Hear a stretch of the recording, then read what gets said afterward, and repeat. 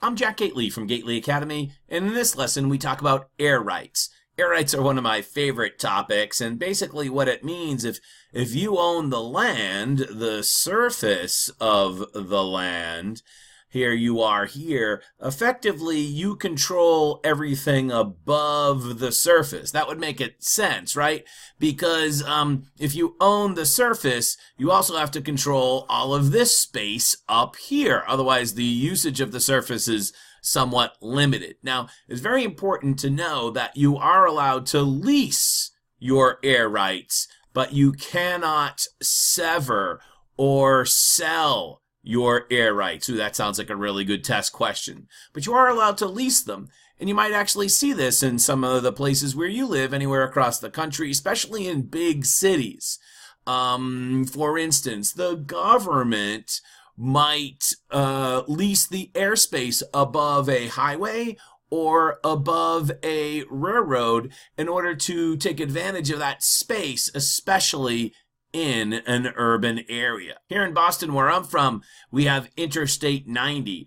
And just outside of Boston, we have this interesting situation where above the highway, what has been created effectively is a grocery store, Star Market, if I'm not mistaken, and it is built over the highway. So the cars are down here, and this is the surface. And effectively what has happened is this airspace right here has been leased by the Commonwealth of Massachusetts to a real estate developer so that they could build a grocery store, which effectively straddles the highway and is built on a platform above the highway. The largest air rights development in the world is currently taking place in Manhattan, called Hudson Yards. And this is a perfect example of basically the government, which owns the rail yard, I believe, leasing the airspace above the rail yard. And as you can see here in this photo, these high-rise towers are actually built on a deck that is above the railroad yard. So these lines down here in the foreground, that's the railroad yard that serves Penn Station. You got to have that. You got to serve Penn Station, right? Biggest transit hub in the North America. And basically those buildings are built over it and covering up the rail yard. Rail yard isn't very attractive, but they have all that airspace above it, which is tremendously valuable, and especially in Manhattan. So this is the largest air rights deal in the world currently.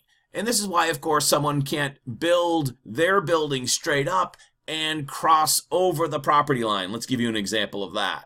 Your air rights ensure that someone cannot build a building like this, that if this is the property line here and this is the surface here, they make sure that nobody can build a building which actually crosses over the property line in the air. Yeah, you can't build a building like that. You have to respect the property line as it exists in the air, so to speak, like that.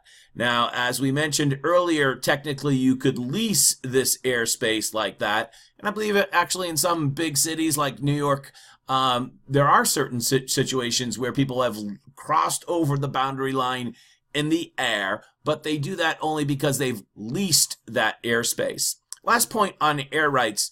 Almost always this is a very expensive construction proposition, and many of these air right deals are for 99 years. In our next lesson, we're going to get into your water rights.